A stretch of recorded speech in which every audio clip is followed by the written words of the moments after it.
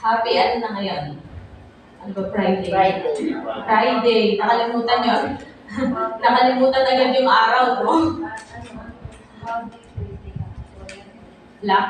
Black Sunday. Ay, Saturday. Friday. Good Friday. So what is good in Friday? Naisip nyo ba? Ano nga bang mabuti sa Biyernes? Pero hindi naman po lahat Biyernes lang ang mabuti, di ba? Dahil mabuti simula everyday. Yan. Pero napakabuti ngayon dahil ngayon ay Good Friday talaga. Bakit nga ba? Di ba? So alam naman natin ang kwento. Aware naman po tayo, di ba, sa Holy Week, Semana Santa. So may papakita ko sa inyo. This is a piece of paper. Clean. Ano napapansin nyo? Malinis? Maputi. Maputi? May tuldok? Ha? Yan, rectangle. And may maliit na tuldok. Ano po? Pero kahit anong linis, napansin nyo, kahit anong linis ng papel, nakikita natin yung tuldok. Bakit kaya, So, minsan, di ba, sabi, kahit Good Friday na, bakit meron pa rin mga Biyernes Santo? Ano yung sinasabi, di ba?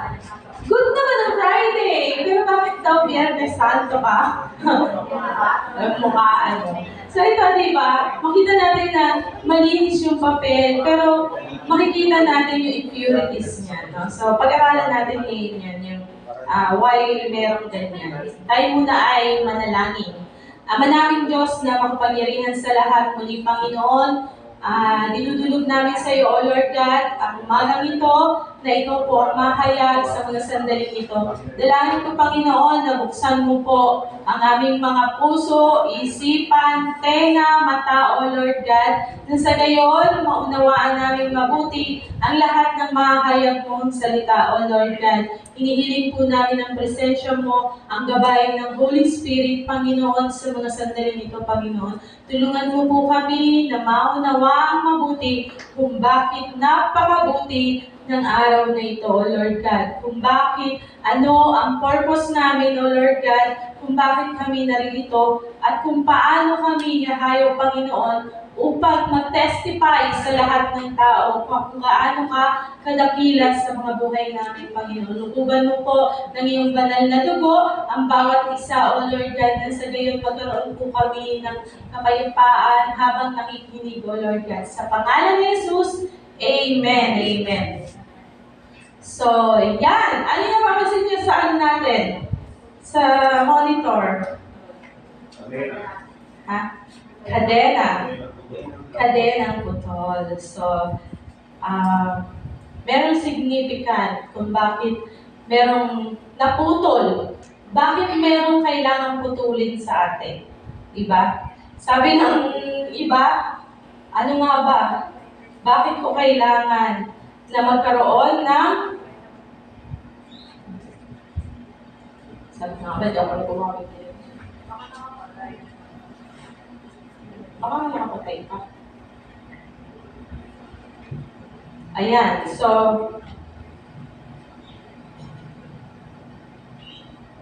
yan, break free, transforming the curse into a blessing. So kagabi, pinalaya tayo.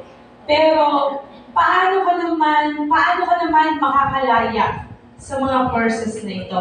So, mababasa po natin yan, sa Deuteronomy 30:20, sabay-sabay po natin basahin and that you may love the Lord your God, listen to His voice and hold fast to Him, for the Lord is your life, and He will give you many years in the land He swore to give to your fathers, Abraham, Isaac, and Jacob. So pag binasa natin yan sa pataas na verse, sa 19, makikita natin doon na tayo po ay binibigyan ng Lord ng kalayaan.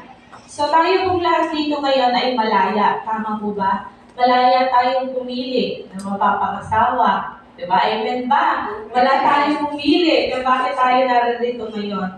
So sabi nga, ang Lord po, pinapipili din niya tayo between life and death, blessing and cursing. So syempre, mas gusto naman natin talaga yung life. Mas gusto naman talaga natin yung blessing, ano po. Pero kahit nga ang Lord nagpi-pleads na sa atin, na sige na, piliin niyo naman yung life, piliin niyo na yung blessing. Pero sinasabi natin, gusto ko ng Lord ng blessing. Lord, I want your blessing. Pero ang tanong, ano ba ang tanong? Paano ka nga ba magkakaroon ng blessing? Ang Lord, nagbibigay naman talaga sa lahat, sa masamang tao at sa mabuting tao ng blessing. Ano po? Pero, kung meron kang loving obedience sa Kanya, siyempre, mas umaangat yung blessing mo. Tama po. Mas makikita naman natin sa pamumuhay, di ba? At sa mindset ng mga tao na tumatanggap kay Kristo. Kasi makikita niyo yung comparison. Di ba, pag sinabi, uy, naranasan niyo na ba yan? Siguro ngayon sa mga nagla-live group, ano po, parang nagbabago ka. Di ba? At parang may iba sa'yo.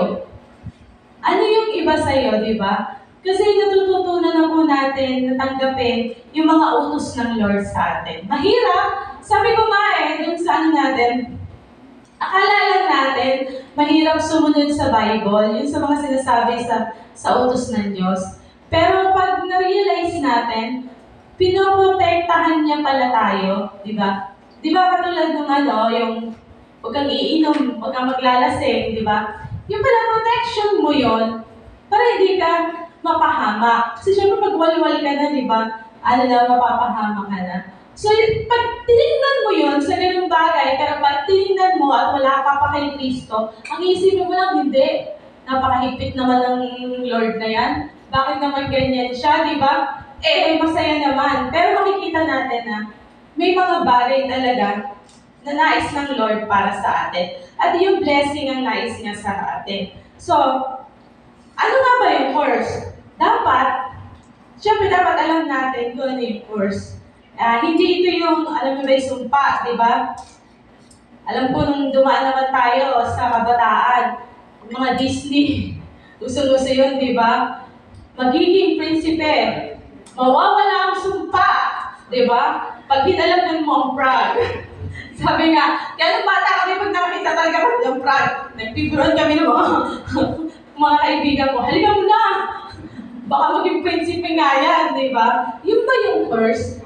Di ba? Yun ba yung totoong curse, di ba? Yun ang papasok sa isip natin pag tinanong, ano sa'yo ang sumpa? Di ba yun ang bumabasok sa isip natin? Kasi sa mga cartoons, yun ang mga sinabi nun no? Na magigising si Sleeping Beauty pag inalikan siya ng tunay na magmamahal sa kanya. Ano ba yun?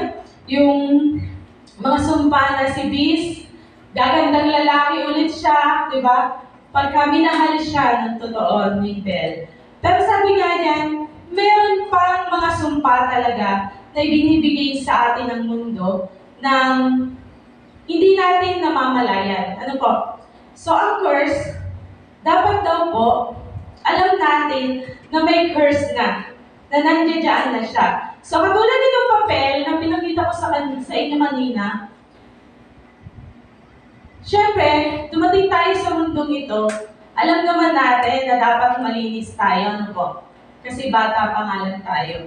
Pero meron na talagang batik na maliit. Kasi siyempre, meron naman na tayong mga original sin talaga na nakuha. Pero sabi nga dyan, yung course pa ay hindi natin namamalayan at hindi akala natin malinis lang tayo, pero tayo ay may mga sumpa. Ano po? So, dapat po natin maintindihan na ang sumpa ay katulad ng mga bagay na sinasabi natin, lumalabas sa atin, na hindi natin namamalayan. Ano po? May mga sumpa na pala tayong nabibigkas na hindi natin naiisip. So, meron at meron pong sumpa. Dapat alam natin yan, klaro sa atin, may sumpa. Ano po? Na sa ayaw natin at sa hindi, ay meron po talagang sumpa sa bawat isa sa atin. Lahat po tayo ay may sumpa na para sa atin. So, dapat tanggapin natin yon. Pero, paano nga ba pumapasok yung sumpa sa atin? Paano nga ba tayo nagkakaroon ng ganitong dot? Sayang naman, naglinis ng papel, nagkaroon ng dot. So many believers want to serve the Lord but feel they can't because there are adverse forces at work. So, talaga naman, pinipilit natin na maging mabuti. Lalo na ngayon, pagkatapos na encounter nyo, talagang, Lord, pipilitin ko maging mabait doon sa kasalubong ko. Kasi minsan, sasadyain ka pa talaga ni Satan na paglabas mo dyan, kung sino pa yung ayaw mo makita, yun ang una mo makikita. Talagang itetest ka. Ay, itetest ko nga itong si Kuya Mark kung may natutunan siya kahapon. Diba? Na kung babatiin niya. Siyempre sa simula, kung pagalit mo talaga yun, gagalingan mo lang. Diba? Kasi first move, diba? Hindi mo naman kasi pwedeng sabihin agad na, uy, kumusta ka, Brad? Diba? Ano ba, baka magulat, diba? Baka bigla ka namang anuhin. So, syempre, tatanguan mo lang muna siya. Pero, move na yon na nababago ka ng Lord, diba? Siyempre, may mga adverse forces pa rin na minsan, kahit anong gusto natin sundin, hindi natin magawa. Diba? Sabi nga sa kanta, gusto kong bumait, pero di ko magawa. Pero kaya naman gawin. Ngayon po, kaya naman po talaga natin gawin. So letter B, before we know why curses enter our life, we need to know that they are there. So, alam na natin na nandiyan na yung mga sumpa. Ano po? Talagang meron tayong mga sumpa sa buhay natin. So, sabi nga dyan, kasi dapat maintindihan natin na may sumpa. Kasi hindi na magkakaroon ng, Jesus remained on the cross until His redeeming work was finished. So, syempre, hindi na papasok si Jesus kung walang sumpa. Bakit kailangan ba natin si Jesus, di ba? Kung wala naman palang sumpa sa mga buhay natin. So, kailangan natin na magliligtas sa atin. Kaya dapat alam natin na mayroon talaga niyan. So, redeeming cross of Christ, we give our old nature and receive a new nature. So, pagka na-redeem na ng Lord, doon sa krus, tayong lahat ay magbabago. Siyempre, if we didn't have any curses in our life, we would not have needed to go on the cross. So, kung wala naman tayong mga sumpa, hindi na natin kailangan si Jesus. Diba? Kaya nandyan siya. Kaya siya pinako sa krus dahil doon sa mga sumpa na ibinigay sa atin ng mundo. Diba? At mamaya explain natin yon. So, kailangan natin ma-identify kung ano-ano nga ba yung mga sumpa na yun. So, may naiisip na ba kayo? Kasi naisip ko lang talaga nung una, di ba? Yung susumpain kang matutulog ka habang buhay. Meron bang ganon? Meron bang kasumpanan ng ganon? Na magiging bis ka. Ano pa yung mga sumpa ng Disney, mga cartoons. Pero sa atin, in real life, meron po tayong mga sumpa. So, dapat nating ma-identify yung mga sumpa na to. So, papakita ko sa inyo kung ano-ano po ito. Sorry sila. Mabilis lang. Ay, nabe. Ayan. So, ayan po. I-identify natin isa-isa yung mga sumpa na ibinigay sa atin. So, identifying the curse. Ang unang-una, at ang usong-uso sa mundo natin ngayon, mundo ng digital age. Diba? Digital age na daw tayo ngayon. Kaya ang usong-uso ang mental or emotional instability. Number 1 siya talaga, no? Kasi nga, naalala nyo nung nakaraang survey ng mga doktor, ito daw po talaga ang number 1 na problem. Mapabata, matanda, may asawa, bata, may asawa, single, iyan po ang nauuna. Curse pala yun? Hindi po alam. Ngayon, alam mo na, curse pala yun. So, alam niyo naman kung ano ibig sabihin niyan. Ano po? Repeated or chronic illness. yung paulit-ulit na sakit. Diba? Parang yung kagabi lang, yung generational curse ng ng mga sakit ng buong pamilya na ibinabalik, di ba? Na kung ang tatay mo may sakit sa ganyan hanggang sa iyo, hanggang sa ako, gano'n, curse pala yun. So, letter C, miscarriage or reproductive problems. Ito din po,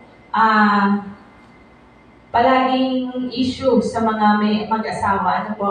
Tsaka lalo-lalo na po yung marital problems or enmity among relatives. Bakit nga ba? Paano natin malalaman, ma-identify yung mga curses na ito? Minsan, malalaman natin ito sa pamagitan ng mga salita na binabanggit sa atin. Ano? So, ito yung mga curses na binigay sa atin ng mundo. Ng mundo. Bayan curse. So, syempre, lagyan natin siya ng mental, repeated chronic illness, miscarriage, marital problems, mamaya ng iba. So, meron pa marami pa yan. So, marital problems or enmity among relatives. O, nakaka-relate yung mga may asawa. At least lahat po ngayon dito may asawa na po, madaling ma-explain. Walang dalaga at binata. Tama ba? So, sabi nga dyan, ano nga ba yung mga examples ng mga courses na meron na nababanggit natin?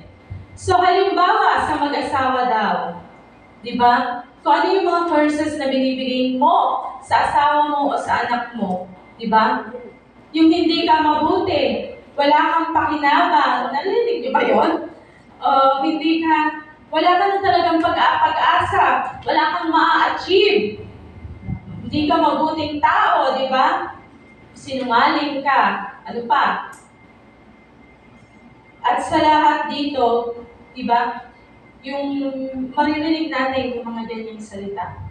So it's a curse na, di ba? At yun ang nagsisimula ng marital problems and enmity among relatives. Kasi syempre naman, pag narinig ni Bianan na minumura mo or sinasabihan mo ng hindi maganda yung asawa mo, syempre magkakagalit kayo. Di ba? So, dyan po na nagsisimula yung curses. Nagkakaroon ng problema within the family. Ano po? So, dapat alam natin na sa bibig natin nanggagaling yung mga curses. Ano po? Hindi man sinasadya. Minsan, tayo ang nagdadala ng curses sa buhay ng iba. So, number 5, ano ba yung number 5? Ayan, constant financial trouble. Ano ba yan? Hirap na ako sa buhay. Kailan ba ako maging, pagod na ako maging dukha. Kailan kaya ako yayaman? Di ba? Mga, nasalitain ng mga hirap na hirap talaga sa buhay. Meron namang kinakain. 3 times a day naman, kumakain, meron pa akong merienda. Pero lagi mo maririnig na mahirap pa rin ako. Diba? Kasi walang content yan. So, ayan, isa na pa rin pala yan sa sumpa. Ano po? Tendency to have accidents. Yung palaging na-aksidente. At number 7, family history of suicide or unnatural death. So, maraming mga courses na meron po para sa atin. Pero siyempre, minsan may mga, yung sinabi natin kanina, curses na nanggagaling sa kapwa natin. Pero meron din pala curses na ikaw mismo nagsasabi sa sarili mo. Pwede ba yun? Yung kinang-curse mo na yung sarili mo. Diba? Kapag sinabi natin sa sarili natin na hindi ko talaga mapatawad-tawad yung sarili ko kung bakit ko nagawa to, kung bakit nangyari to kasi akong may kasalanan, diba? Yung, marinig pa natin na hate na hate ko yung sarili ko. Diba ganon? Yung pag dumadating tayo sa point na at yun nga yun yung mga words na sinasabi natin. Kaya nagkakaroon ng suicide or suicide or unnatural death. Kasi minsan, pinapasok talaga natin, kinukurse natin yung sarili natin at sasabihin natin sa sarili natin, mabuti pang mamatay ka na lang. Di ba? May mga ganong instances. Pero, yun mismo, ikaw ang nagbibigay ng sumpa sa sarili mo. So lahat po tayo dito may kakayahan na magbigay ng sumpa sa kapwa natin at sa sarili natin. So ito po yung dapat natin na i-break. Kasi minsan, sabi po kaya nga diba, sabi nga yung pag nag-PPI, sino ba kasi yung sinusumpa mo doon, yung nanay mo? E di palitan ko, ama na lang. Di ba? Kaya iba sabi ko, palitan ko, sige, ama na lang. Sige, palitan mo, anak na lang. Pero, pangit pa rin, kasi binibigyan natin ng curse, lalo na yung mga mahal natin sa buhay. So, dapat, bata pa lang talaga, maintindihan na nila na ang lumalabas sa bibig natin is curse or blessing. So, ano ba ang pipiliin nyo? Ang lumabas sa bibig mo ay puro curses, ang lumabas sa bibig mo ay puro blessing. Di ba? Madami na tayong curses na narinig at umiikot-ikot na siya. Yan. Sa dami ng curses na meron tayo na hindi naman natin namamalayan na tayo yung gumagawa ng courses na ito. Minsan, yung kapwa natin na nag-curse sa atin, ano po? Na talagang sinusumpa tayo, lalo pag nakaaway natin, di mo alam, sinusumpa ko na pala niya, no? Pero, sabi ko sa inyo, dahil nandito tayo ngayon, mapalad tayo. Ano po? Napakapalad nating lahat na marirelease po yung mga sumpa na ito. So, alam na natin na ang buhay at kamatayan ay nagsisimula sa mga bibig natin. Kung ano ang bibig kasi natin. Lalo-lalo na po sa mga anak natin, ano po, ngayon pa lang po, palagi ng blessing ang ibibigay natin sa kanila. Sino din ang sige, subukan natin, mag-try tayo ngayon. Simulan na natin ngayon. Sabihin mo sa katabi mo ng God bless you. God bless you. God bless you. Mas maganda na lagi natin sasabihin sa sino man na nakakasalamuhan natin, God bless you. Kaya kahit sabihan kang pangit, sabihan, ay, taba mo, God bless you. Meron ka, no? Pero at least, binless mo siya. Hindi mo siya i-curse, di ba? Eh, yung iba kasi pag sinabihan ng, pangit mo. Bakit pangit ka din yung mas pangit ka, pangit ka, di ba? Ganon. Yung ikaw nga, wala nang paglagyan nyo, ganon. Alam mo yung binigay niya sa yung curse, dinagdagan mo pa ng dinagdagan, mas malala pa yung binigay mo, di ba? So, dapat hindi po ganun. Dahil nandito na tayo, at dahil nandito na tayo ngayon sa pagkakataong ito, naiintindihan natin na tayo ay may pagbabagong magaganap. Yan. And that you may love the Lord, ulitin po natin, yan yung verse natin kanina. So, paulit-ulit lang. Ayan, an undeserved curse has no effect. Dahil kay Kristo, wala nang effect sa atin. Sabi dyan sa Proverbs 26:2, yes, since it has an effect, we must have done something to deserve it. So, kung mamumuhay ka ng matuwid at makatotohanan ayon sa kalooban ng Diyos, hindi mo na kailangang matakot sa sumpa o anuman sasabihin o gagawin ng iba sa'yo. Kasi naman, syempre po, hindi naman porket nag-encounter na tayo. Paglabas natin, hindi na natin makakasalamuha yung mga manunumpa na yan. Yung mga nagsasabi sa atin ng ganyan, di ba? Paglabas natin sa mga hanap buhay natin, sa lahat ng mga kasalamuhan natin, at meron may iinggit man sa atin, di ba? Minsan may magka-curse talaga sa atin. Pero, dahil kay Kristo, wala na effect yan, di ba? Hindi na yan mag-i-epekto sa iyo. Pero, bakit nagkakaroon pa rin? Bakit pumapasok nga yung mga sumpa sa buhay natin? Di ba, alam naman natin na nakita natin kanina kung ano yung mga sumpa. Pero bakit siya pumapasok? Ito po yung mga, ayan, yun yung sinasabi natin kanina. Paano pumapasok yung mga sumpa sa buhay natin? Curses of idolatry. So, marami tayong idol. Ang idolatry, hindi lamang po yan yung mga uso ngayon sa mga... Dati kasi, nung panahon ko, talaga yung mga artista nun, talagang inaan namin, no? Nilalagyan ng, bulaklak, gano'n. Pero ngayon, nagbago na yata sila, hindi na masyadong ma-idol. Kasi marami nang nakikita sa screen. Pero hindi lamang po yun. O kaya yung mga tao na hinahangaan natin, di ba? Ang idols po kasi, yun yung uunahin natin bago tayo sumunod sa Lord. Maraming mga idols tayo sa buhay natin. Kaya minsan pumapasok po yung mga courses. At ito yung number 2. Alam ko naman po na lahat kayo ay parents. Pero, kayo ay anak pa din, di ba? So, bakit pumasok ang courses sa buhay natin? Dahil yan, sa minsan, hindi natin ino-honor yung mga parents natin, di ba? Alam mo yon, yung sinasagot mo yung parents mo, yung hindi, rebelde ka. Katulad ng ano nyo, skip nyo kahapon. Medyo, ano pa nga yun, light di ba? Pero sa totoong buhay, lalo na meron pinagbabawalan ka ng parents mo, mas malala pa yung reaction natin, di ba? So, kaya pala pumapasok yung first paganina, di ba? Na nasasabi sa akin. So, yung mga injustice toward the weak.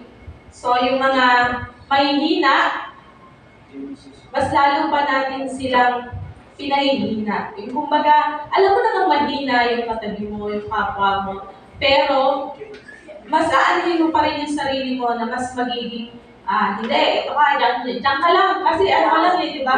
Dinadown yun. Ano ko dito, ikaw, janitor lang, so dapat lagi ka lang susunod sa akin.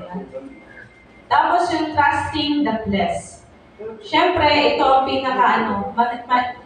mahirap din to kasi pumapasok yung mga courses sa buhay natin pag masyado tayo nagtitiwala sa gusto natin. And then, gusto ko talaga yung gusto ko lang talagang uminom ng uminom, di ba? Hanggang wala ng bukas. Hanggang mawala na yung ulirap ko. So, sabi nga yan, yung mga courses pala na yan, pumapasok. Pag mas sinusunod natin yung gusto natin. O sige, kumain ka ng kumain. Di ba? Kaya nga magkakaroon ng course. Yung course natin kanina na yung mga sakit, kasi nga, kulit-kulit mo. Di ba? Nag-trust ka sa flesh mo na, ito lang, gusto kong kainin, puro hotdog, di ba? O kaya, puro soft drinks. Kaya yan, pumapasok. So, maintindihan natin, no, yung connect, yung mga courses kanina, at kung bakit paano siya pumapasok. Number 5, yung stealing.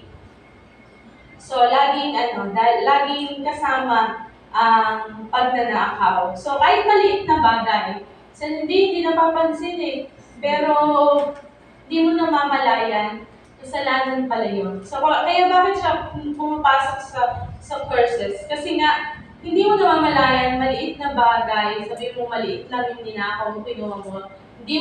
Lahat ng tatandaan mo natin, na lahat na pupunin natin sa kapwa natin, na hindi natin pinagpaalam ay pagnanakaw. So yun nga po lagi kong sinasabi, ay hindi, nakakalat lang naman yan din, tsaka natisod ko lang, di ba? Pero paano kung may may-ari, di ba? Pero siguro kung walang may-ari, pwedeng hindi pagnanakaw. Pero kung alam mo na mayroong nagmamay-ari dito at kinuha mo na hindi nila namamalayan, hindi nila alam. Parang yung nag-trending na na nanguha ng sa palaspas, yung binenta ko niya. Tapos siya may binagbenta. Naging malaking issue sa kanila, no? Kasi alam nila, halaman lang naman yun Di ba? Halaman lang naman yun Dami-dami nun, lago-lago nun di ba? Pero, ninakaw pa rin nila. So, naging trending tuloy sila. So, ngayon nga, dapat natin malaman marami ng CCTV. So, kaya mayroong magnakaw talaga. So, curses spoken. Ito na yung sinabi natin. Curses spoken by people of God. Minsan, mayroong mga, kahit nakakilala na sa Lord, mayroong pa rin magsasabi talaga sa atin ng mga courses na yan. Yung parents, yung oneself, and through others. Ito na yung example ko kanina, na yung mga curses na binabanggit natin sa kapwa natin, sa sarili natin, sa pamilya natin, at ito rin yung mga curses na binabalik naman nila sa atin. So, paano? Nakita na natin kung ano yung mga curses, paano sila pumapasok. Ay, kaya pala meron akong curses ng ganito kasi ganito yung ginawa ko. So, ayan. Ay, sorry Hindi ko pala napindot. Yun yung sinasabi ko kanina. Alin yun na lang Yan, how to be free. We can ignore the curse or we can receive the blessing. So, paano nga ba? paano tayo, dapat sabi ko sa inyo kanina, dalawa yung pagpipilian natin. So, paano tayo pipili? Siyempre, anong gusto nyo? Sabi nyo nga, anong gusto nyo? Ipipili ba dito ng course? Wala na? Blessing ang gusto nyo? Amen. So, syempre, paano natin, kasi kung gusto nyo naman pala yung course, hindi ko na ito itutuloy. Dapat klaro tayo. Gusto nyo ba ng blessing? Yes! Amen! Mapakahina! Baka ayaw mo ng blessing tanggalin natin yung mga verses na yan, yung mga sumpa na binigay sa atin, di ba? Na mga kapwa natin, sa sarili natin, at sa mga kasalanan na nagawa natin. So, dalawang bagay ang dapat natin gawin. Tatlong bagay pala. So, ito, nakita natin. Maniniwala tayo na ito, napakarami natin courses sa buhay. Marami tayong sumpa. Nagsimula lang sa maliit, dumami siya ng dumami, no? At makikita na natin na kitang-kita na siya. Kitang-kita na siya ngayon, ano? So, makikita mo napakarami na niyang bilog. Hindi na lang siya isang maliit na dot. Ano yung gagawin natin para maging free tayo sa sumpang binigay na ito sa atin? So, number one, listen to His voice. So, dapat kilalanin natin ang Diyos para marinig natin yung boses niya. Keep His word and obey. Kaya kung mamaya, tuturuan tayo kung paano mag-devotion, kung paano magbasa ng Bible, para mas maintindihan natin na makinig sa boses niya, at para paano mo nga o-obey yung word, hindi ka pa pala marunong magbasa ng Bible, di ba? So, kaya mamaya, tuturo po sa atin yan. Pero yun po ang kailangan natin para maging free po talaga tayo. Understand and get a revelation that Jesus became a curse for us. Diba? Ang galing. Yung mga courses natin na mayroon tayo ngayon, si Jesus ang magtatanggal nito. So, ibig sabihin, continuous pala. Hindi lamang dahil nakatapos ko akong mag-encounter, ay natanggal na yung sumpa ko ito. Diba? Natanggal na yung mga sumpa sa akin. Pero hindi pala. Kailangan continuous tayo. Continuous pa rin tayo sa pagbabasa ng Bible, sa pagsunod sa utos niya. Diba? Kaya po, meron tayong mga susunod na pag-aaral para aalagaan po talaga kayo para hindi doon matatapos yung ating encounter. So, diyan po, you are battered from head to foot, covered with bruises, welts, and infected wounds without any soothing ointments or bandages. So, si Jesus yan. Kinuha niya ang lahat ng sumpa na yan doon sa krus. So, kung ano man po ang naisip natin, nahayag kanina na meron tayo noon, alam ko doon sa mga nabanggit na to, sa nabanggit na yan, merong isa, merong kahit isa na na-identify sa atin. Kasi sa akin, gano'n eh. Di ba meron nga akong anak na special. So, pinag-aralan po namin na sinabi na, ay, nasa lahi nyo, na ganyan pala, yung mga bawat generation may ganyan. So, hindi ko alam, di ba? Pero ngayon, alam ko na tinanggal na ng Lord yun sa buhay namin, di ba? So, dapat po, maniwala tayo na tatanggalin ng Lord yun. Natatanggalin yung mga sumpa na yan. Di ba? Kung yung parents mo, palagi silang ngayon yung mga hindi nagkakasundo, bakit hindi sa'yo ngayon? Ikaw ngayon, lalo kayo magmamahalan ngayon mag-darling, di ba? So kahit anong ngayon, kahit anong pagkakamali niya, yes, darling? Yes! Yes! Yes, darling na! Di ba? Hindi na yung bulyawan, lagi ng bulyawan. Kailangan nag-uusap na. Kasi yung curse na yun, tinanggal na sa atin. Di ba? Yung palagi kang may sasabihin pala, wala pa nga sinasabi, simhal na eh. Oo, nakasimhal na eh. Ginamit yan dati, one time yung anak ko eh, oy, mama, kaka-encounter mo lang, bawal magalit. Sabi, ay, ganun ba? O sige, pagkanin. Sabi ko, hugasan nyo yung pinggan. Hindi sinadya naman nila, no?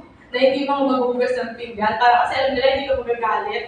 Kasi kaka-encounter mo lang eh. Mama, kaka-encounter mo lang, baka magalit. Sige, bukas na lang. Pero hindi. Yung practice, pag pinapractice po natin, nagiging habit natin. So, mapapansin natin yun eh. Ay, bakit nga? Lagi na lang ako nakangiti ngayon kahit wala akong pera. O, hindi ba halata? Wala akong dala ngayon. Pero lagi tayo nakangiti. Kasi nga, sa atin na si Kristo. So, ayan. But Christ has rescued us from the curse pronounced by the law when He was hung on the cross. He took upon Himself the curse for our wrongdoing, for it is written in the scriptures, "Curse is everyone who is hung on a tree." So, kinuha niya, see, what the Lord Jesus was willing to do. Diba? Tayong lahat mga sinner. Pero kinuha niya yung curse na yun, and He paid the penalty. So, siya nagbayad. Kinuha niya yung mga krus na to. So, paano nga ba? Sabi niya dyan kanina, marami tayong curses sa buhay natin. Pero kailangan ma-release yung mga courses na to. At ang tanging sagot lamang, maniniwala ba kayo na itong papel na to, makakadrawing ako ng isang malaking bilog na hindi ko siya kailangan i-lift yung ballpen ko. Diba? Siyempre pag gumawa ka, diba gaganin mo siya. Pag inano mo siya, ililip mo siya. So, dapat hindi po siya malilip. Sa lahat tayo ay mayroong curses sa buhay natin. So, we need shelter. Kailangan natin mayroong isang malaking bilog, which is Jesus Christ, para mag-shelter sa atin sa mga curses na dumadating sa buhay natin. Diba? Alam mo yun? Alam mo yung protection ka? Alam mo na, ay kahit anong ibato sa'yo ng kapwa mo na curse, kahit anong sabihin niya sa'yo, hindi ka tatamaan, hindi babalik sa'yo dito, kasi may malaking bato ka. So, ito yun, di ba? So, sabi dyan, gaganyan lang pala natin siya. Hindi lang kasi lang. Sorry. Tapos, alam siya tatanggalin para malaking bilog. Ang bahay ng bilog ko, no?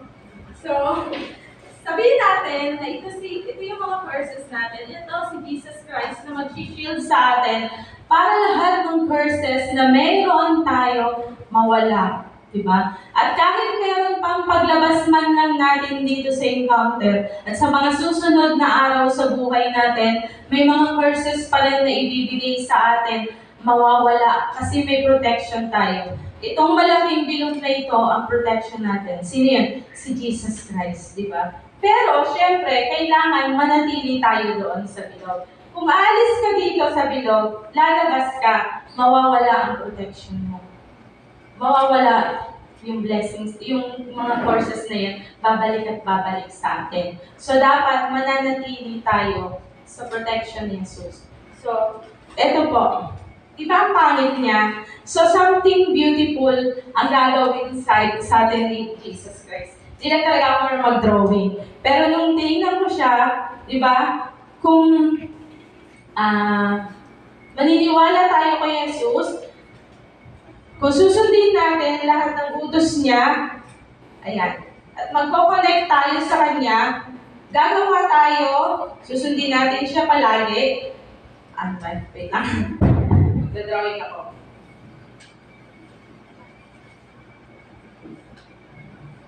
Yan. Mukha siya ano? Mukha siya? Yan, bulaklak. Bakit lang talaga? Kasi meron mag-drawing po ng ano, yung walang sabitan. So, di ba?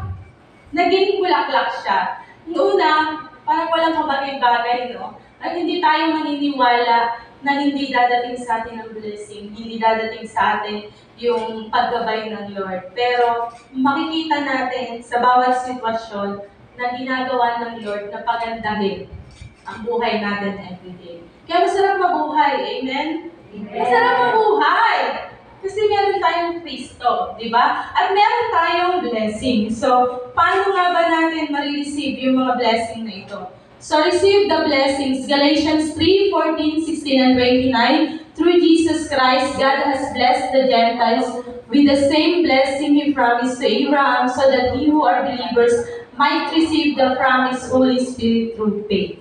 So, sa verses 16, si Kristo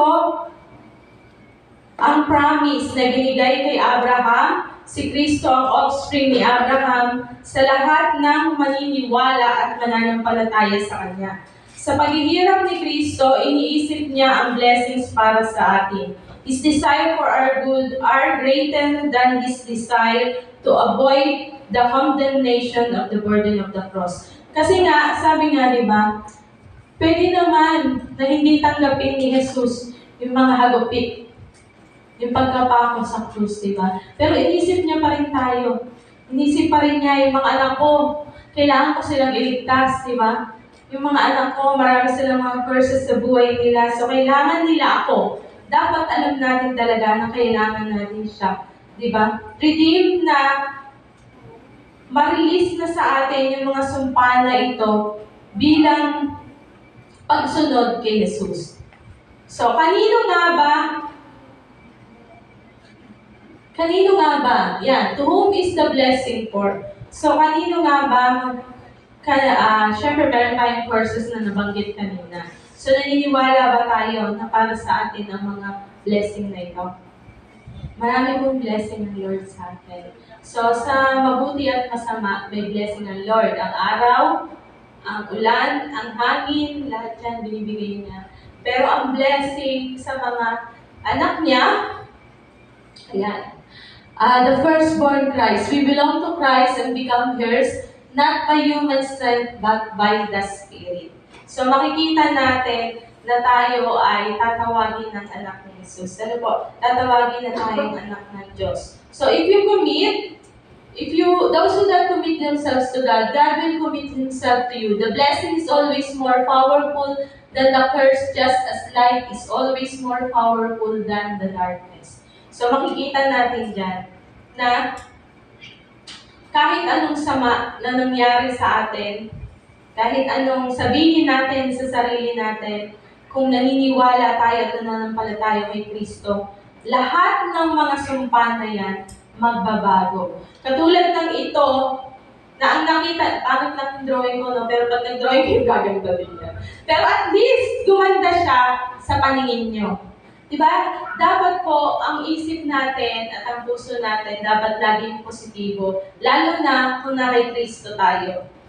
Kahit anong bagay, alam mo po, gumagaan. Isa yon sa blessing na binibigay sa atin ng Lord. Isa sa blessing, yung fruit of the Holy Spirit na ibibigay sa atin ng Lord. At ito ay hindi kayang-kayang binigay ng anumang kayamanan sa mundo. Kapayapaan, marami pong blessing na ibibigay sa atin ng Lord. So, kung iisa-isahin ko, kaya nga ito, maraming petals. Dapat talaga mas marami pang petals dyan. Kasi mas marami tayong blessing. So, kung ito-drawing natin siya, mas marami pa talaga. Imagine niyo. And hindi lamang po ang blessing ng Lord laging financial. Pero syempre, kasama na din doon yung financial.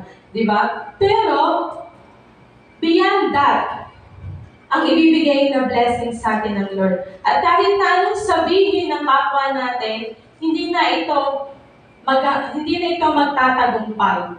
So, kung i-confess naman natin lahat ng mga kasalanan na natin at lahat ng nagawa natin, tatanggapin niya tayo. So, syempre, continuing with the Lord.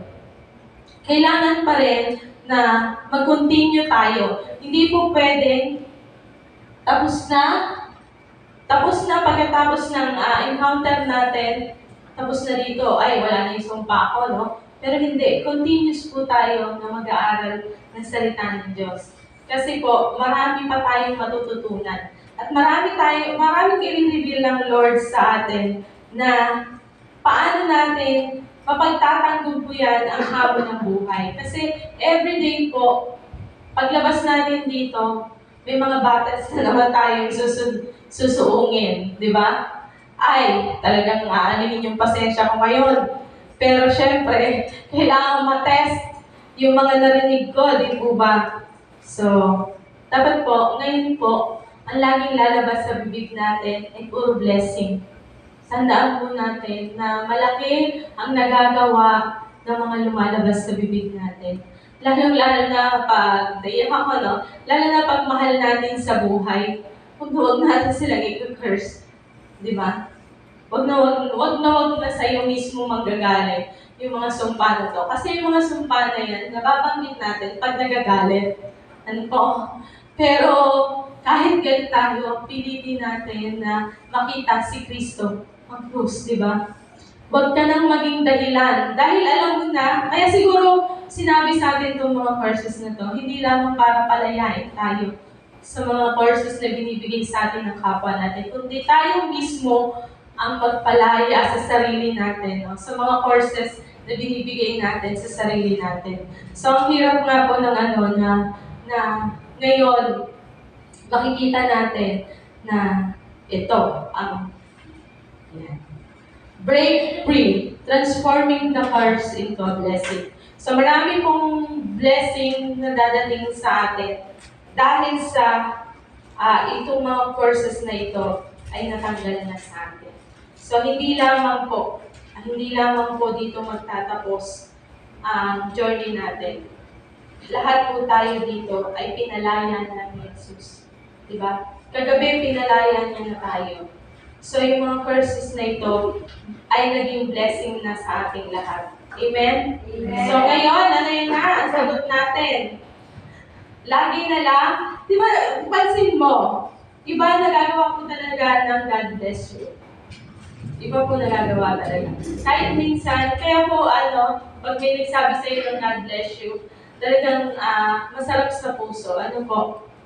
Kaya, ugaliin na rin natin na i-bless yung kapwa natin. Hindi lamang po blessing ng financial. Di ba? Usually kasi, ang blessing ang alam natin na maging blessing din tayo sa kapwa natin. Yung sa mga ganyan lang na God bless you, di ba? Magandang umpisa. Kung bakit tayo pinalaya ni Jesus at lahat ng mga curses na ito magiging blessing. So kung dati may curses ka ng yung marital issue, so ngayon, magiging blessing na to. Magiging pagkakatuwaan nyo na lang na magiging, yung brainstorming nyo na lang na hindi, dapat ganito. Hindi, dapat ganito. Di ba mag-uusap kayo ngayon, ito pala, magkakaroon kayo ng brainstorming. Kaya lang naman